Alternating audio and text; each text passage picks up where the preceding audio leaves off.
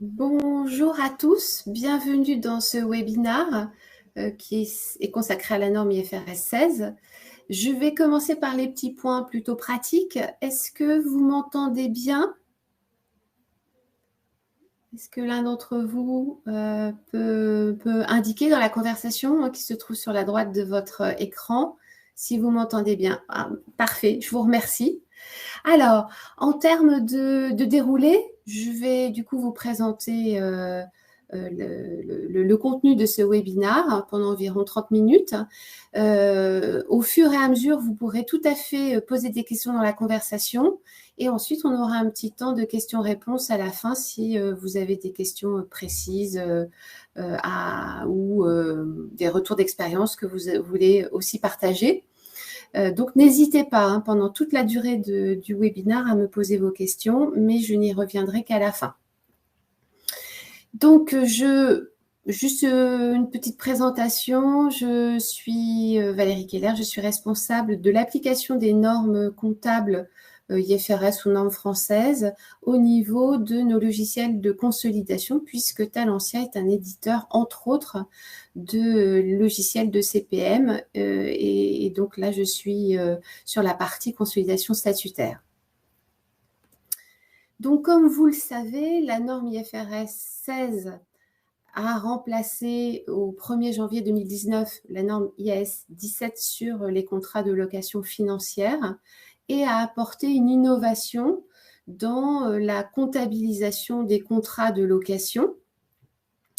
C'est pourquoi nous avons voulu revenir sur l'impact de cette norme qui a eu un long processus d'approbation. Ça a pris plusieurs années parce que justement, c'était une norme qui était plutôt innovante en termes de comptabilisation des contrats de location et qui, de ce fait, a eu un impact non seulement sur les états financiers consolidés, mais également sur les systèmes d'information. Donc, on a voulu revenir sur l'impact que cela pouvait avoir sur un logiciel de consolidation qui pouvait permettre de simplifier l'application d'une norme plutôt complexe. C'est pourquoi je vais d'abord revenir sur les enjeux comptables de cette norme, puis ensuite sur les enjeux sur le système d'information et plus particulièrement dans notre outil Talentia CPM. Donc, en ce qui concerne les enjeux comptables, donc la norme IFRS 16 apporte une nouvelle définition du contrat de location qui est un contrat qui va conférer un droit d'utilisation à un preneur et en échange, ce preneur va donner des paiements futurs en faveur du bailleur qui est le propriétaire du bien. Donc, on a une définition unique du contrat de location, où je vais revenir juste après, un nouveau traitement comptable pour le preneur et du coup, peu de changements par contre pour le bailleur. C'est pour ça que dans ce webinaire, je vais plutôt m'attarder sur ce traitement comptable au niveau du preneur, donc généralement au niveau des groupes qui vont produire leur compte consolidé en intégrant des biens qu'ils ont loués plutôt que des biens qu'ils ont achetés. Donc, si on revient sur cette définition du contrat de location qui est unique, on va, du coup, de ce fait, considérer qu'il n'y a plus de distinction entre les contrats de location simple et les contrats de location financière. Donc, les contrats de location financière, type crédit-bail, entraient dans le champ d'application de la norme IAS 17, les contrats de location simple étant considérés comme des charges de loyer et n'étaient pas inscrits à l'actif du bilan. Mais désormais, avec la norme IFRS 16, vous n'avez plus de distinction entre ces contrats de location simple et ces contrats de location financière. C'est pour ça que quand je vous disais que cette norme a eu une longue période d'approbation, c'est qu'on comprend bien par cette nouvelle définition que vous avez beaucoup de groupes, quelle que soit leur taille ou quelle que soit leur activité, qui sont largement impactés par cette nouvelle définition des contrats de location. Il y a une exception, ce sont les contrats de faible valeur, donc en dessous de 5 000 $, et ceux dont la durée est de moins de 12 mois. Une autre exception, ou un autre type de contrat qui n'entre pas dans le champ d'application de la norme et qu'il faut bien maîtriser, ce sont les contrats de service. Donc, quand il y a une location, quand il y a un bien loué, comment peut-on faire la distinction entre un contrat de location qui va entrer dans le champ d'application de la norme IFRS 16 et le contrat de service qui, lui, n'entre pas dans ce champ d'application? Eh bien, il va falloir voir qui contrôle le bien loué. Donc, si le client va être en droit de contrôler l'utilisation de l'actif identifié, qu'il va pouvoir obtenir la quasi-totalité des avantages économiques quant à l'utilisation de cet actif, et si c'est lui qui dirige l'utilisation de l'actif, eh bien, on est dans le cas d'un contrat de location. Par contre, si c'est le bailleur, le fournisseur du bien, qui continue à orienter l'utilisation de l'actif, eh bien, on sera dans le cadre du contrat de service, qui n'entrera pas dans le champ d'application de la norme IFRS 16. Alors, si je vous donne un exemple très simple, vous avez par exemple, vous louez des places de parking dans l'immeuble dans lequel se trouvent vos salariés, et vous attribuez des places de parking à vos salariés. Eh bien, si le loueur, le fournisseur de ces places de parking, a la possibilité, dans le contrat, d'assigner des places différentes chaque mois, et c'est lui qui notifie l'emplacement de ces places de parking et qui les modifie périodiquement, eh bien, nous ne serons pas dans le cadre d'un contrat de location, mais dans le cadre du contrat de service, puisque c'est le fournisseur qui contrôle l'utilisation de l'actif. Donc, dans la norme, vous avez un autre exemple, c'est sur justement la distinction entre les deux types de contrats de location de service.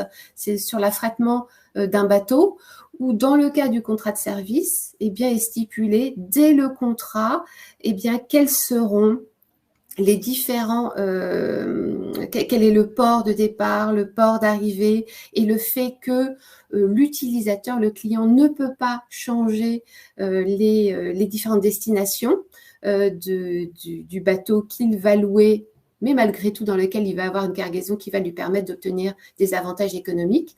Eh bien, si c'est le fournisseur qui oriente le contrôle et l'utilisation de l'actif, eh bien, on est dans le cadre du contrat de service. Donc, ce n'est pas toujours évident de distinguer les deux, alors qu'on va le voir en termes de comptabilisation, c'est un impact important. Donc, première difficulté, première complexité quant à la définition de ces contrats. Donc, maintenant qu'on sait qu'on est dans le cadre d'un contrat de location, eh bien, on va voir comment le preneur, donc le client qui va utiliser le bien loué, comment va-t-il devoir comptabiliser ce contrat? Si on reprend la définition, donc analyse toute location comme conférant un droit d'utilisation sur l'actif loué en contrepartie de paiement futur, on voit que le droit d'utilisation, eh bien, va devoir être inscrit à l'actif et va suivre les règles proches de celles des immobilisations corporelles, tandis que eh bien, les paiements futurs vont constituer une dette financière, et on va suivre du coup les règles qui sont inhérentes aux dettes financières.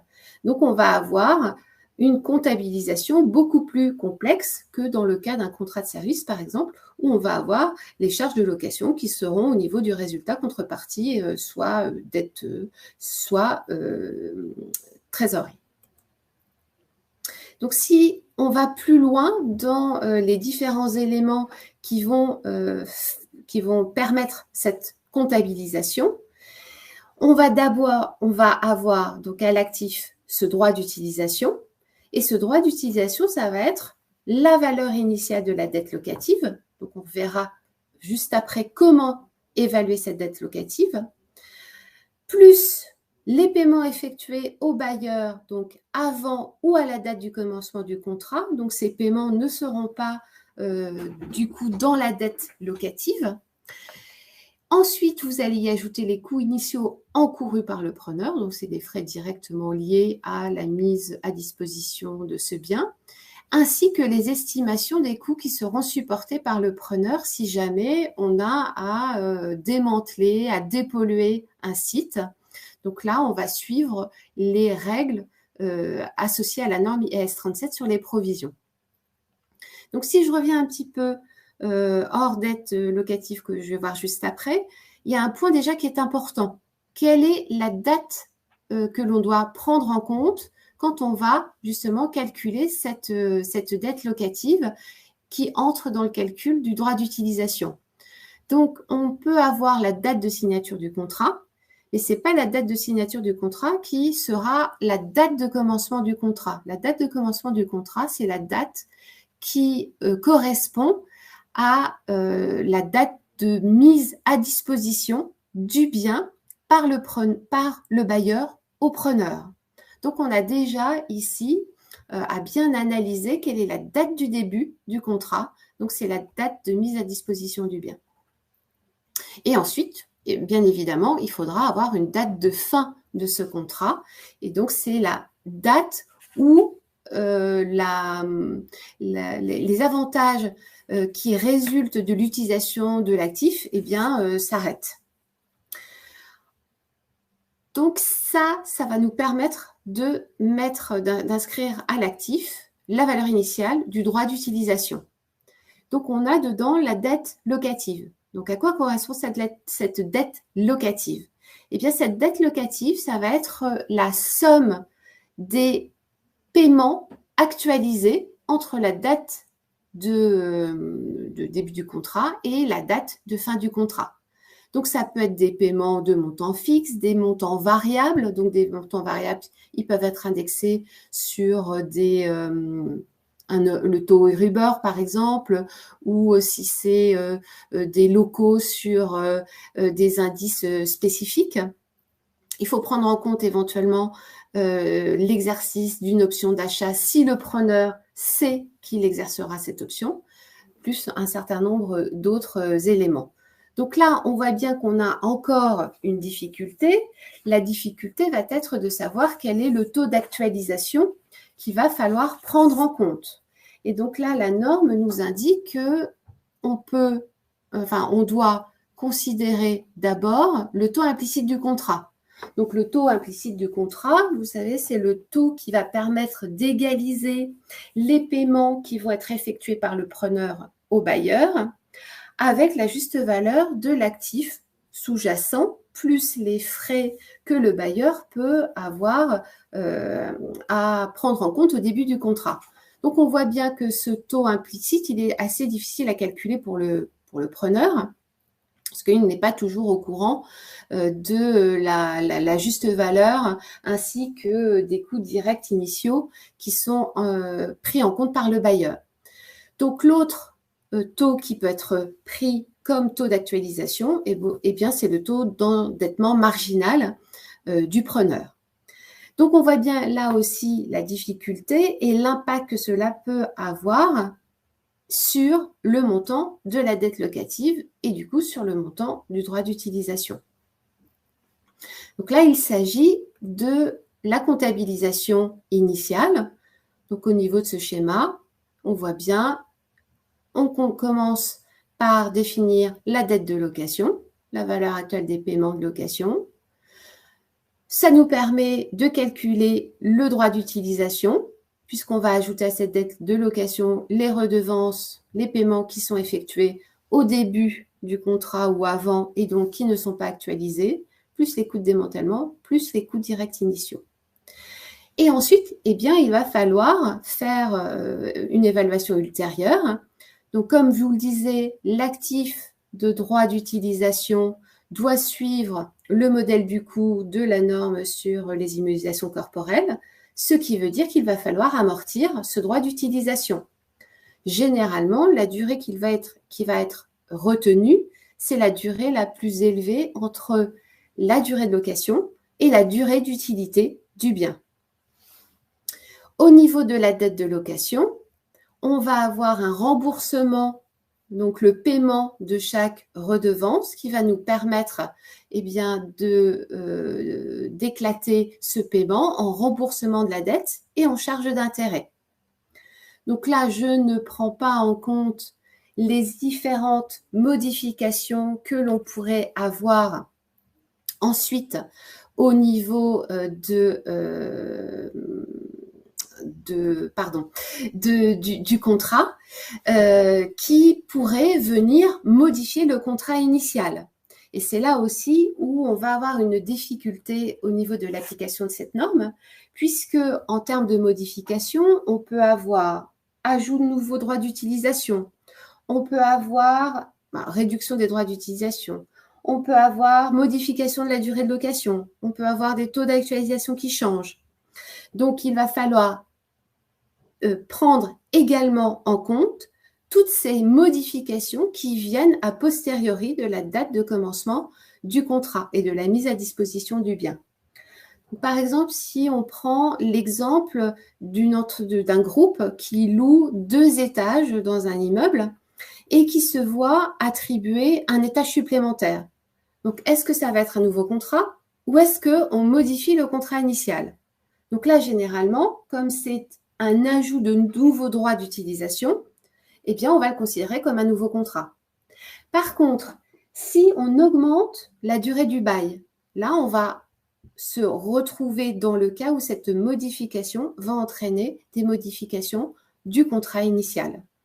Donc là aussi, on voit la complexité quant aux différentes modifications qui peuvent survenir après la date de mise à disposition et la date de commencement du contrat, et qu'il faudra bien évidemment prendre en compte au niveau de la comptabilisation.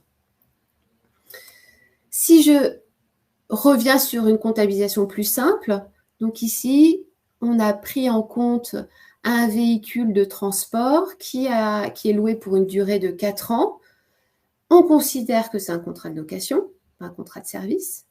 Donc, on a une première redevance qui est réglée le 1er janvier pour une valeur de 5 000 €. Et ensuite, on a des paiements à chaque fin d'exercice pour 3 500.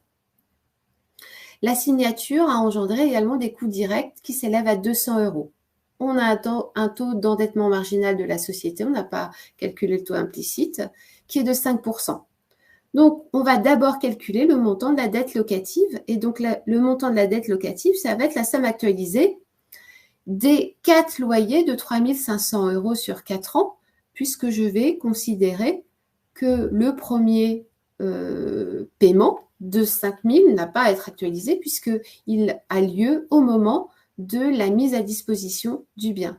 Donc, on va avoir une dette initiale de 12 410 €.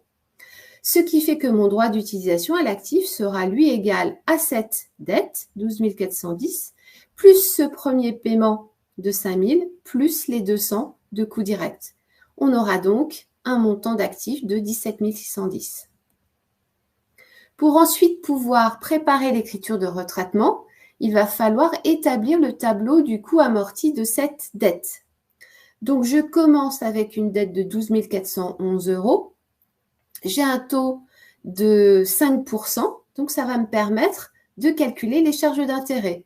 Donc 12 411 multiplié par 5%, ça me donne des charges d'intérêt pour l'année N de 621. J'ai une redevance en fin d'exercice de 3 500, donc 3 500 moins 621 me donne la diminution de la dette, et donc une dette à la fin de la première année qui n'est plus que de 9 532. Et on doit l'établir pour toute la durée du contrat. Ce qui nous permet d'avoir une écriture pour le preneur, hors impôt différé, au 31/12 de l'année N, d'un droit d'utilisation qui vient s'inscrire à l'actif, d'une dette locative. Alors là, j'ai considéré que c'était une écriture de retraitement, donc j'ai considéré qu'on avait dans les comptes sociaux une redevance qu'il est donc nécessaire d'annuler, et les coûts directs qu'il est nécessaire aussi d'annuler. Le droit d'utilisation est à amortir, 17 610 sur 4 ans, c'est la durée de ma location, c'est aussi du coup la durée d'utilité. Donc j'ai une dotation associée à l'amortissement. Et ensuite, eh bien, on a la dette qui diminue des charges d'intérêt qui permettent d'annuler la redevance, la première redevance de 3 500. Donc, on voit également que cette norme a des impacts importants sur les états financiers, puisque ce droit d'utilisation, comme je vous le disais, doit apparaître au bilan. Alors, il doit apparaître soit sur une ligne, donc vous pouvez voir apparaître droit d'utilisation, en anglais right of use, ROU. Dans ce cas, doit apparaître en annexe les différentes immobilisations qui sont louées. Donc, quelles sont les natures d'immobilisation qui sont associées à ce droit d'utilisation. Ou alors, vous pouvez avoir dans chaque nature d'immobilisation au bilan les actifs qui sont loués.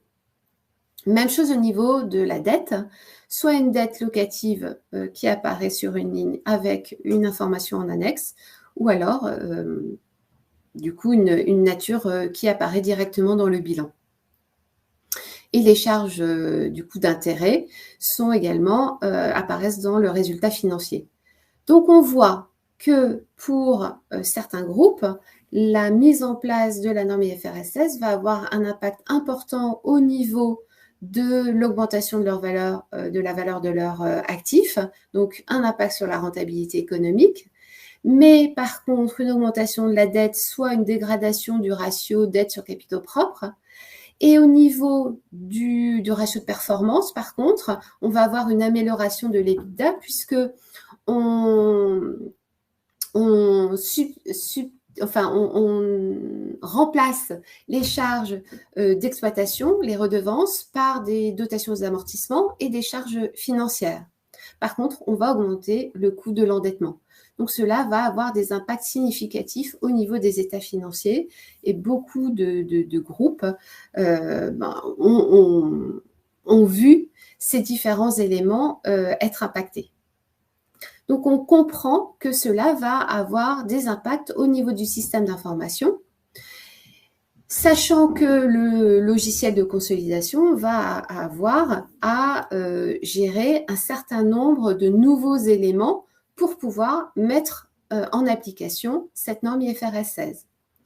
Donc, le logiciel doit vous permettre de recenser tous les contrats avec les différents paramètres qui vont être nécessaires à leur traitement, non seulement les paramètres initiaux, mais également toutes les modifications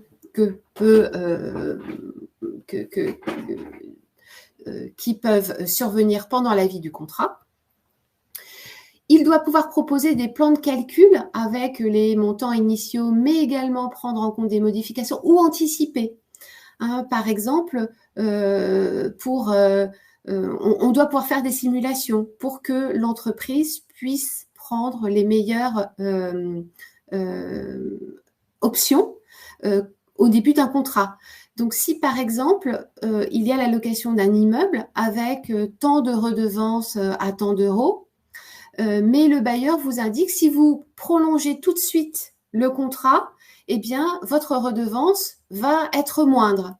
Donc, le groupe, il a soit le choix de se dire, je prends en compte seulement la première phase de la location, ce qui fait que ma dette locative sera moindre, et tant pis, peut-être que les conditions qui me sont proposées par le bailleur ne seront plus à l'ordre du jour à la fin de mes 4 ans initiaux.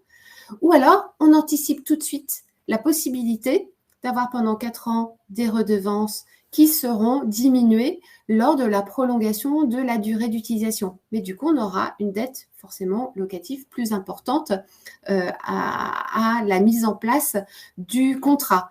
Donc, il faut qu'on puisse prendre en compte et faire des simulations au niveau du système d'information. Et ensuite, on doit pouvoir, bien entendu, visualiser l'impact sur les états financiers avec une génération automatique des écritures et la possibilité d'auditer ces différents impacts. Donc, comment ça se passe au niveau de Talentia CPM? Donc, on va pouvoir, dans une première étape, générer les différents paramètres qui vont définir les contrats.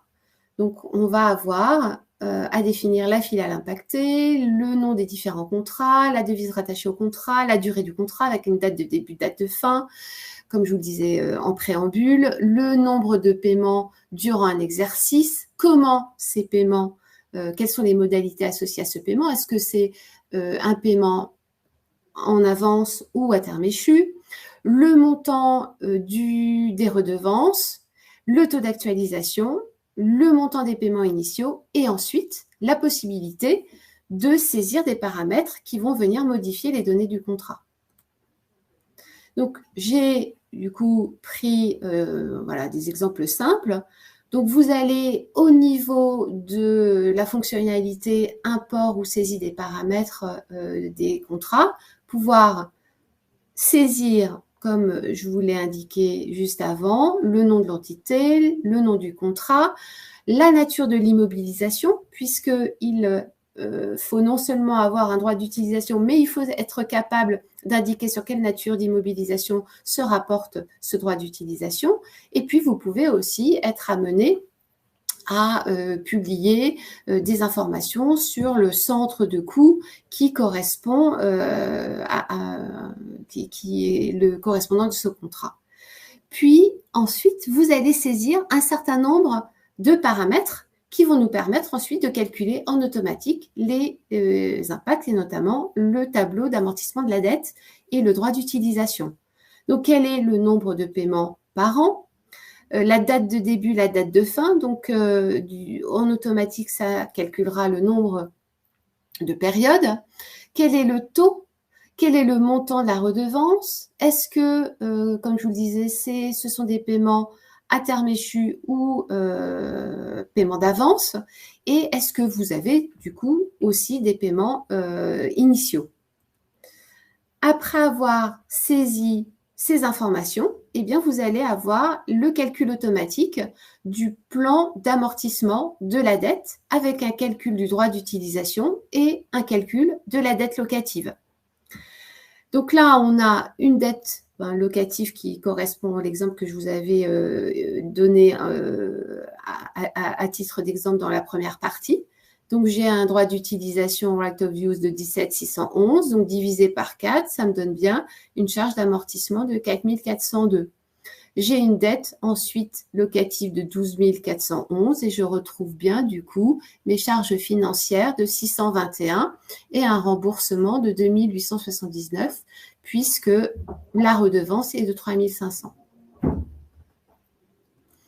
Maintenant, on veut faire évoluer ce contrat parce que j'ai une première modification. Donc, on peut en avoir beaucoup plus et on peut en ajouter. Donc là, ici, j'en ai, pour que ce soit lisible, j'en ai masqué. Mais vous voyez, on passe de 4 à 9 parce que j'ai masqué ces modifications. Mais on peut, voilà, augmenter ce nombre de modifications si c'est un contrat très long. Donc là, j'ai modifié le montant de la redevance et j'ai modifié aussi le taux d'actualisation et j'ai donné la date de mise en œuvre de cette modification 2024. Et du coup, j'ai une mise à jour automatique des données du contrat.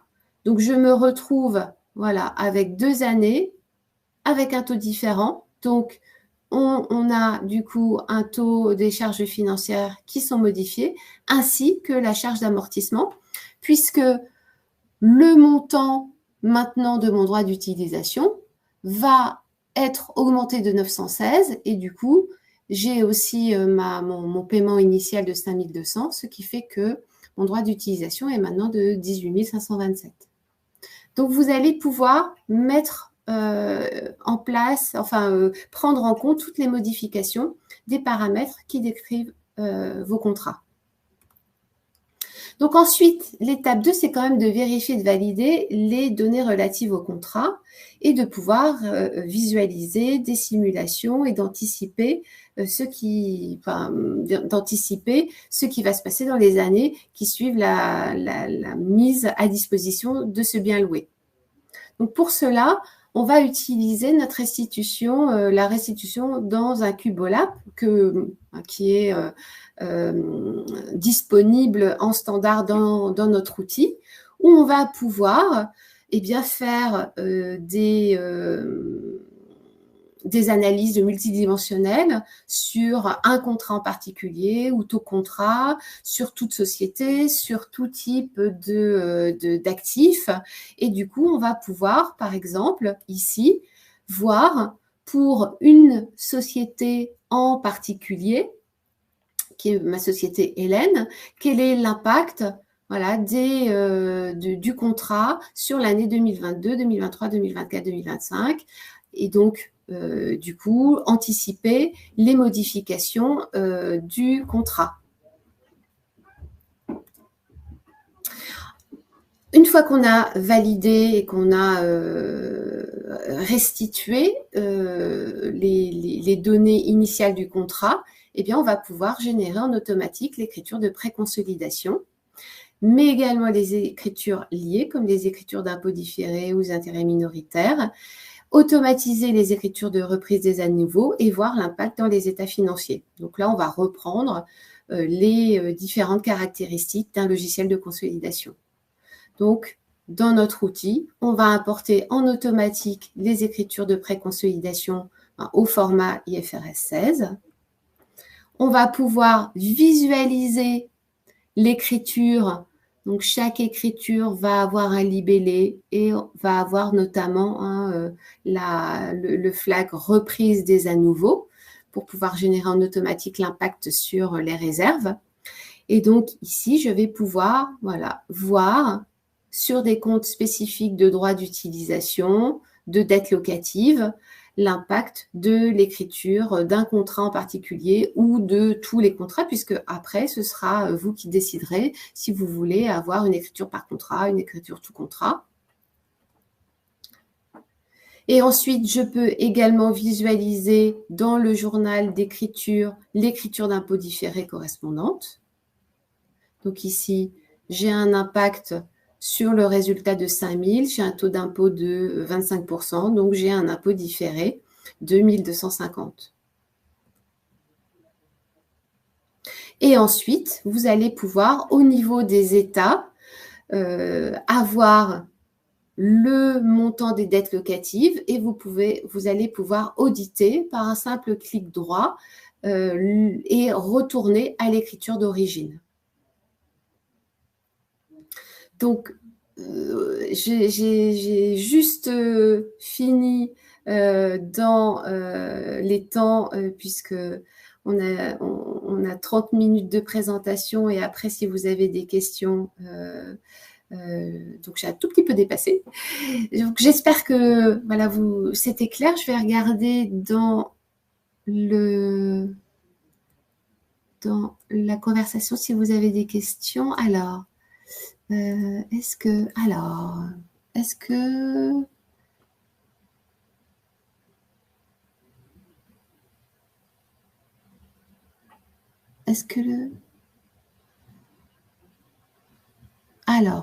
la prestation de service de type location d'abonnement d'accès à une plateforme SaaS sur lequel le client a la main pour construire ses caractéristiques a la possibilité d'utiliser la plateforme pour en tirer. Alors là, c'est une question très, très théorique. Du coup, là, on voit bien la difficulté entre contrat de service et contrat de location, Nicolas. Je pourrais pas vous affirmer avec ça. Il faudrait peut-être demander à votre commissaire aux comptes ou si c'est un contrat de service ou un contrat de location. Vous l'avez déjà fait?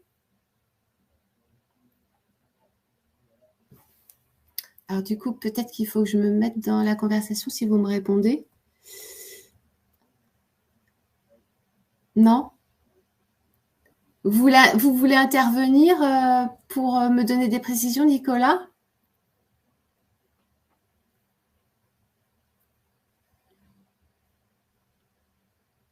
Parce que là, vraiment, je ne pourrais pas vous dire avec certitude s'il s'agit d'un contrat de service ou d'un contrat de location.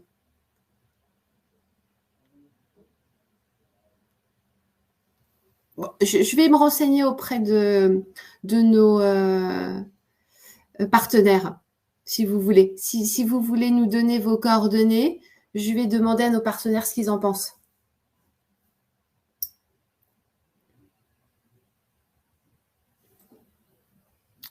Alors, les différences les plus importantes entre IFRS 16 et... Alors, je ne suis pas une spécialiste, par contre, de la norme US GAAP. Donc, je ne pourrais pas là non plus, Maëlle, vous répondre avec certitude sur les différences les plus importantes. Normalement, il y avait un souci de convergence entre la norme IFRS 16 et ce que faisaient les US GAAP. Alors, est-ce qu'il reste des différences? Je ne saurais pas vous le dire, par contre.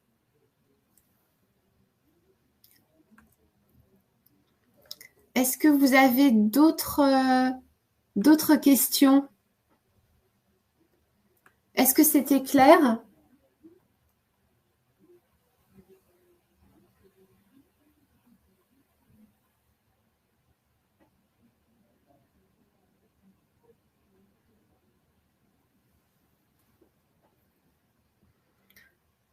Très bien, merci Roselyne. Donc, bien évidemment, vous pouvez, merci Nicolas, vous pouvez, si vous êtes intéressé, puisque là, je vous ai montré uniquement des copies écran, puisque c'est le but du webinaire, ce n'est pas de vous faire une démonstration, mais par contre, si vous voulez une démonstration de notre outil IFRS 16 ou plus largement de notre outil de consolidation, n'hésitez pas à revenir vers nous. Sabine vous a indiqué l'adresse pour pouvoir vous inscrire à une démonstration. Je me ferai un plaisir voilà, de répondre à vos questions plus précises et puis de vous faire une démonstration de notre outil.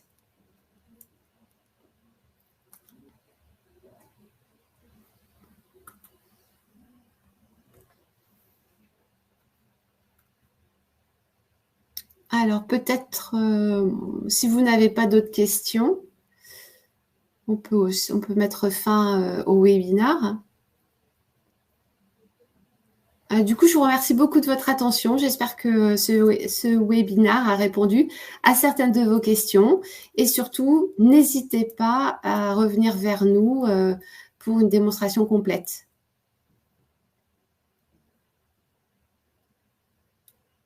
Et vous pouvez aussi voilà, noter ce webinaire. Merci beaucoup. Bonne fin de journée.